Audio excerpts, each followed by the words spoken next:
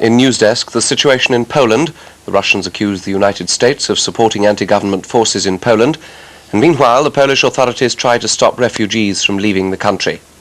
Locally, today's demonstration outside the House of Assembly, we ask its organisers why it was called. The House of Assembly united in its condemnation of the proposed closure of the dockyard in 1983, and we've extensive coverage of today's debate on this issue in the House of Assembly. Gibraltar on Spanish television last night, and we will look ahead to the weekend of sport with Tich Olivero. But we begin with the international news. The Soviet Union's accused the United States of siding with those who want to overthrow the government in Poland. The Soviet news agency TASS said that before martial law was imposed 6 days ago, Polish extremists had been planning to take over Poland by force, with the knowledge, encouragement, or on the direct instructions of the United States government. TASS criticized President Reagan for describing Solidarity members as freedom fighters and for representing the imposition of martial law as a violation of rights, when the fact was that the Polish government had the constitutional right to take such steps to get Poland out of its crisis. TASS said President Reagan has also tried to persuade the Vatican to use its influence in Poland to affect internal events there. The news agency accused President Reagan of aiming at an economic blockade of Poland by deciding that America will not supply Poland with feed grain until martial law is revoked. A spokesman for the West German Navy says that Polish naval vessels have stepped up patrols off the Baltic coast of Poland. The West Germans say this appears to be an attempt to prevent a possible exodus of refugees from Poland. There's no further information at the moment about the Polish Navy's operations. So to the local news. Thousands of people left their place of work this morning in support of a call by the Gibraltar Trades Council to lobby the House of Assembly while the House was debating a motion proposed by Mr. Joe Bossano condemning the closure of the dockyard and endorsing the decision by dockyard employees and the trade union movement to fight the closure. The crowd gathered in the vicinity of the House and waited while Mr. Bossano was addressing the House in support of the motion. When he'd finished speaking, the Chief Minister started his speech.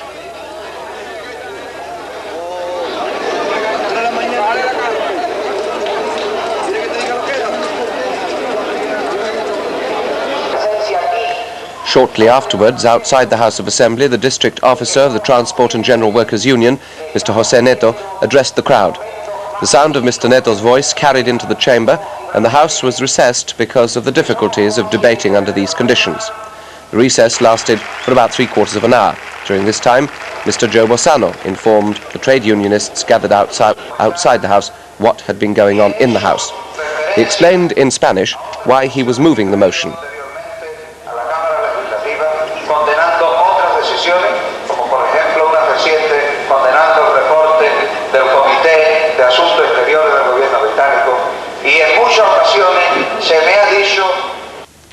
When the House reconvened, the Chief Minister, Sir Joshua Hassan, expressed his condemnation of the incidents, saying that members of the House were elected to express their views without intimidation or apparent intimidation. He hoped this was not to be the pattern of things to come. He said that whilst he agreed that massive lobbying was a feature of parliamentary life and tradition in the United Kingdom, it was physically impossible to allow huge crowds in the vicinity of the House of Assembly in Gibraltar. The Speaker, Mr. Alfred Vázquez, for his part, intimated that the incident could conceivably amount to contempt of the House, but the matter, he said, would be dealt with at a later date. The leader of the opposition, Mr. Peter Isola, supported the Chief Minister, saying that it was important that the House should conduct its business without intimidation or pause. During Mr. Isola's intervention, a member of the press, Mr. Michael Feetham, was ushered from the House. He'd interrupted Mr. Isola's speech, shouting, "Rubbish!" and as the Speaker ordered that he be asked to leave the House. Mr. Bossano said that he warned the people outside that no doubt someone might wish to misconstrue their presence there as intimidation. But as far as he was concerned, he said, what the people were doing outside was lobbying the House of Assembly. And he drew a parallel between this and the presence of the Chief Minister, the leader of the opposition, and himself in the British Parliament when the British Nationality Act was being debated. Today's motion, he said, concerned the trade union movement directly, and therefore had a perfect right to lobby the House on this issue. This morning's demonstration had been called by the Gibraltar Trades Council, and this morning I asked its president, Mr. Francis Sherrif, what had been the purpose of the demonstration. which we believe has to be a campaign fought politically, and we have decided that at every possible opportunity we will demonstrate to show everybody our concern about the decision which has been taken by Her Majesty's government to close the dockyard in 1983. Why was it time to coincide with Mr. Bossano's motion upstairs?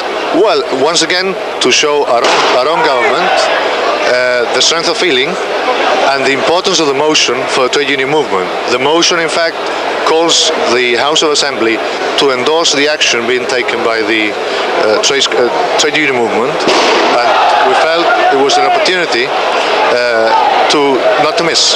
And this is the reason why we have called this demonstration, so that we can manifest our feeling. Do you feel that it's going to do any good? How do you feel you might be able to change the British government's view if this is what they've decided on now? How many demonstrations is it going to take, do you think, to change their view? Well, the trade union movement is totally committed on that particular line, and for us it makes for us it will be the same. We will manifest and demonstrate day in, day out if necessary, but we feel that with political pressure we will make the British government think again. But with all this time off for these demonstrations, don't you think you're cutting off your nose to spite your face? No, I don't think this is the case, because I don't think we're doing any harm by this sort of action. It would be different if our line would have been militant action in which we tend to destroy our own jobs, but this is not the case. I mean, we're working normally, but our line is fighting in a political manner. It didn't work in England. How could it possibly work in Gibraltar? Well, I think it might be different in Gibraltar. I think the arguments that we can put forward and the effect which this has in our economy is totally different, possibly to the effects of other closures and so on in the UK. And I think we have friends in Britain, both ministers and trade unionists, who are totally committed to help us.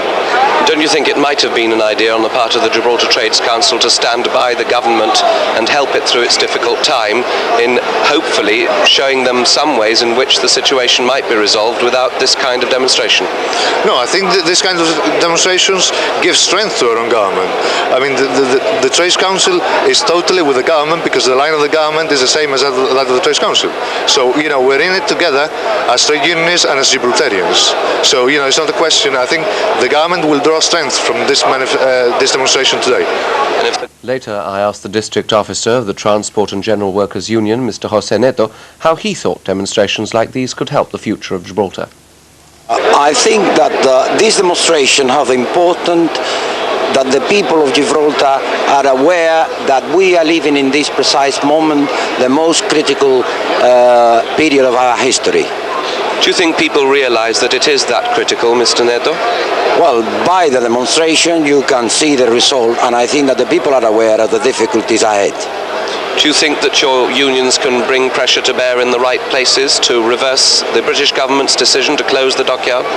We are already doing work in UK through the Labour Party and through the political parties in Britain. They are prepared to help Gibraltar, and I think that the decision of reactionary governments, as we got in Britain nowadays, as in Spain, are bringing the working class down to the back periods of the 1930s, in fact. But that shows that people, the ordinary man in the street, are prepared to fight, for their livelihood. Do you think, Mr. Netto, that the more pressure that's brought to bear against the British government with regard to Gibraltar, the more it's going to turn the British government against us? Well, I think that the decision of the British government is against us anyway by closing the dockyard, in fact, The fight is going to be hard because, as we all know, this reactionary government don't take into account, the human problem of particularly Gibraltar. So therefore, the situation is that we've got to fight for it. And we want to rally every single body in Gibraltar, behind us, or together with us to fight this difficulty. The elected members are united in their condemnation of the proposed closure of the dockyard in 1983. They've taken note of the decision by dockyard employees and the trade union movement in Gibraltar and the United Kingdom to oppose the closure. The House had also called on the British government to reconsider its decision and has resolved to take steps in consultation with the trade unions, the main representative bodies, and Gibraltar's friends in Parliament to persuade the British government to alter its decision. In the debate itself, Mr. Bossano had spoken in support of the motion, calling on the House to pass the motion as it stood, and not to water down the language in which the sentiment condemning the closure was phrased. In that way, he said, they would identify with the feelings of the people of Gibraltar on this issue. Mr. Bossano said that the whole of Gibraltar would be affected by the political decisions of a government, the British government, which they had not elected. Britain, he said, was the colonial power and had a responsibility for the economy of Gibraltar. There had been an attempt to pass the buck to the Gibraltar government by saying that it was in favour of commercialisation. Mr. Bossano went on to say that a viable alternative means different things to different people. A viable alternative for the trade union movement, he said, can only be one that protects the standard of living of people working in the dockyard, and what may be viable for commercial purposes might be a different matter. Mr. Bossano went on to say that he did not see the British government's intentions on Gibraltar as clearly as he did before, and that the clearest indication of the will to disengage on the part of the British government was, he said, the way the dockyard matter had been handled since the publication of the Defence White Paper. The time had come for plain speaking, he said, but this should not by any means be interpreted as an anti-British feeling.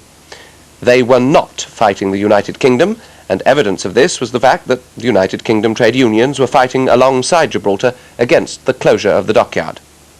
The Chief Minister, Sir Joshua Hassan, said that was very little with what Mr. Bossano... I'll read that again, sorry. The Chief Minister, Sir Joshua Hassan, said that there was very little with what Mr. Bossano had said that he could quarrel, but passion was out of place when dealing with British ministers. He was satisfied and happy, he said, that in his own way he'd represented the views of the people of Gibraltar, and especially the trade union movement, to the British government.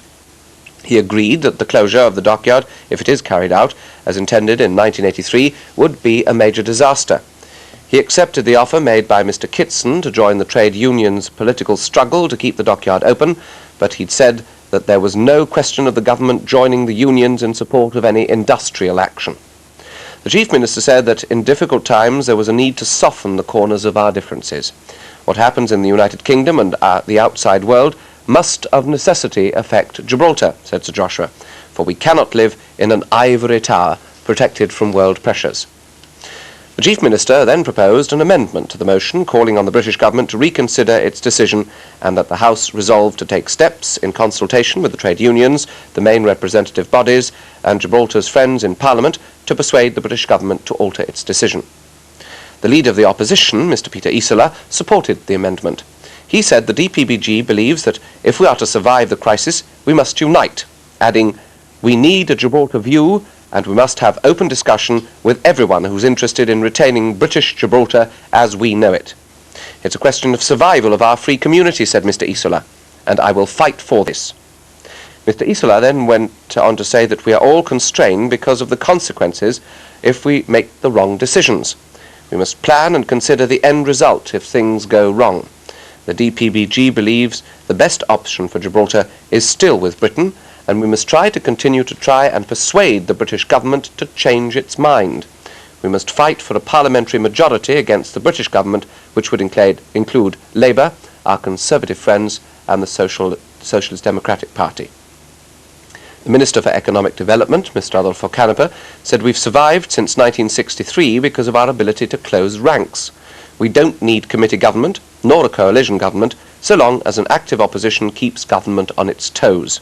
This, said Mr. Canepa, is what democracy is all about. Mr. Canepa then compared Gibraltar to Israel, which was divided on internal minor issues, but always united on the major issues, showing a united front to the world.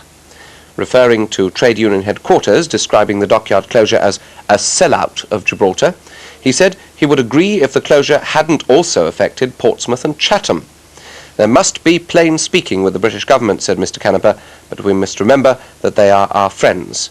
If anti-British feeling develops, the end result would be either pro-Spanish or independence, and independence would then lead to a Spanish Gibraltar. Major Frank Deli Piani, the Minister for Education, said he would not try to intimidate the trade union, though he felt that the demonstration this morning had been an attempt to intimidate the government. "I will always do what I think is right," said Major Deli Piani. "We've been hurt by Britain, who is a friend. Imagine what an enemy would do to us," said Major Deli Piani. He then said he would not give a blank cheque to Mr. Bossano, nor the trade union movement, adding that under the cover of socialism there are communists and anarchists, and we all know who they are. He expressed the view that we are not going to stop the closure of the dockyard, and that what we must do is fight for time. In a further amendment, opposition member Mr. Joe Bossano replaced the word fight in the original motion and introduced the word opposed, as this would make it clear to the House he was not asking it to endorse any industrial action. He explained that what the United Kingdom unions were doing was mounting a publicity campaign. In a further amendment, the Chief Minister proposed to substitute the endorsement of the decision by acknowledging that the House took note of the decision of the dockyard employees. This was in view that the government objected to endorsing in advance any action the union may wish to take. He'd introduced his amendment in an effort to find a consensus from the House. The Democratic Party of British Gibraltar supported the Chief Minister's amendment, and its leader, Mr. Peter Isola, said the need for a Gibraltar view was with regard to policy and how it was to be implemented. Mr. Bossano, who stressed the fact that it was not Gibraltar's responsibility to find an alternative to the situation brought about by the British government, was prepared to accept the amendment tabled by the Chief Minister. Major Belisa expressed satisfaction at being able to face the way ahead with a united front. He referred to the incident earlier in the day, and he had learned that many of the people gathered outside the House this morning had gone there to support the House. He stressed that the closure had to be resisted and that national security would come before standard of living. He believed that a leaflet produced by the Gibraltar Trades Council could be enlarged and circulated to all members of Parliament, as many were not aware of the real effects of the closure. Major Belisa went on to say that any action to be taken needed to be thought through, and this did not necessarily mean that any action needed to be weak action. He emphasized that MPs should be informed as soon as possible of the decision taken by the House of Assembly, and that the United Front gave the Chief Minister tremendous strength. The Chief Minister announced that he was already making arrangements for a preliminary meeting of interested parties for next Tuesday afternoon. He reminded the House that the naval base would continue to employ people and supply ships. He stressed, in a reference to the incidents during the course of the morning, that the House was not prepared to be intimidated, and that nobody in the House had the monopoly to speak on behalf of the welfare of the community. Mr. Maurice Featherstone stressed how essential it was to have unity, but this unity had to originate in the House of Assembly. He emphasized that an alternative had to be offered which provided an equivalent level of wages and not a breadline position. One alternative, which at present was doing well, was turning Gibraltar into finance centre, as this operation required a responsible government and political stability. Mr. Tony Lotho also supported the motion.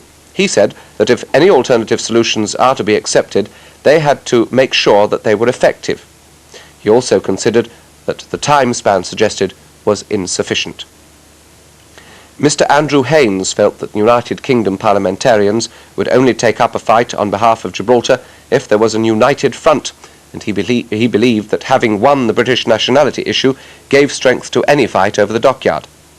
Mr. Bossano qualified the support for the motion, adding that he'd gone along with it in order not to divide the House, but would certainly quarrel with any member who tried to undermine any decision taken by the dockyard employees.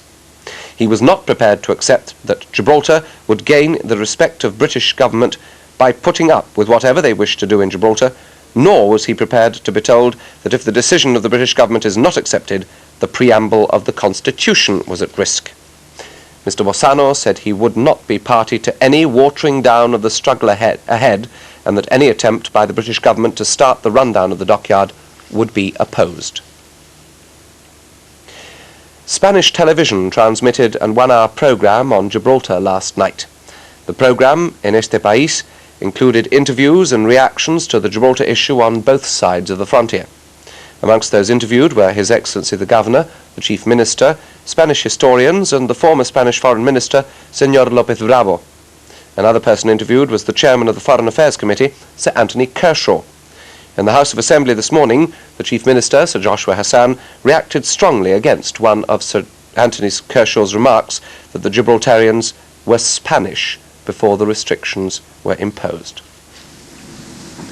This morning's news programme on Spanish National Radio carried a live interview with Mr. J.E. Triay of the Party for the Autonomy of Gibraltar. The interview centred on the Gibraltar issue. Mr. Triay said it would be a good thing if the restrictions were eased, especially to allow people to get across the frontier. He believes that at this stage, when one spoke of the Lisbon Agreement and of reconciliation, it did not make sense that the frontier should remain closed. Mr. Triay said he was confident that the Gibraltarians would respond favourably to a Spanish initiative of reconciliation and goodwill, but obviously the reaction of the community could not be anticipated in advance of Spain's adoption of its measures of reconciliation. At the annual meeting of the Justices of the Peace held yesterday, Lieutenant Colonel Joseph Garece and Mr. John Gajero were re-elected chairman and deputy chairman respectively for the coming year. At the Bishop Healy Home for Girls, the Ladies' Circle this afternoon presented a cheque for £200 to the home and another cheque for a similar sum to the Edmund Rice Home for Boys.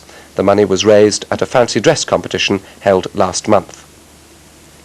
As in previous years, a collection is to be made tomorrow of groceries and other foodstuffs at the side entrance of the Cathedral of St. Mary the Crowned. These goods will be distributed amongst needy families in time for Christmas. The collection will start at 10 o'clock in the morning, lasting until lunchtime, and the organisers hope that those doing their last-minute shopping will make some contribution in favour of the less fortunate members of our community. Hello, and before going on to the weekend sport, an interesting snippet of hockey news.